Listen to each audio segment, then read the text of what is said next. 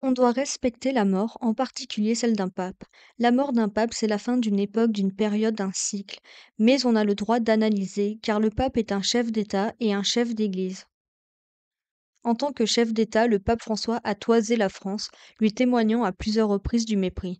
Il voyait d'un bon œil le multiculturalisme et l'islamisation de l'Europe. En tant que chef d'Église, il a persécuté les chrétiens attachés à la tradition de l'Église de notre enfance. C'était un pape woke, le pape des minorités, des périphéries, mais lorsque vous allez chercher les périphéries en négligeant le noyau central, vous perdez tout. Et je vais vous faire un petit condensé de ce qu'il a dit dans la vidéo. Donc, quand il dit qu'il a toisé la France, car à Strasbourg, le pape a dit: «Je suis à Strasbourg, pas en France». À Marseille, rebelote: «Je suis à Marseille, pas en France». Pourquoi? Pour saluer le multiculturalisme, pas l'identité française.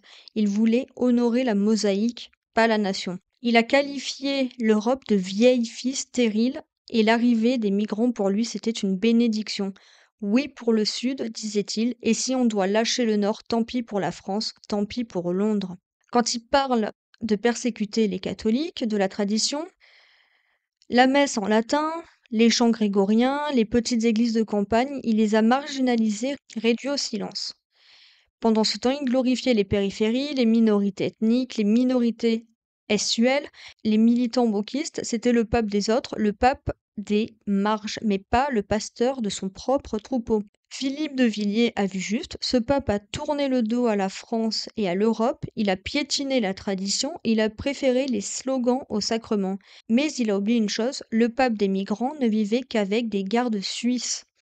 Bref, et vous, en tant que catholique, ou simplement en tant qu'observateur, quel est votre point de vue? Êtes-vous d'accord avec Philippe de Villiers?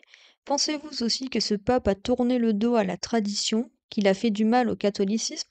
Ou au contraire, est-ce que vous pensez qu'il a fait évoluer l'Église vers plus d'ouverture, plus de compassion? Dites-le en commentaire, argumentez, on est là pour réfléchir, pas pour répéter. Et si vous avez aimé cette vidéo, likez, abonnez-vous, partagez et surtout, restez lucide. Tchuss!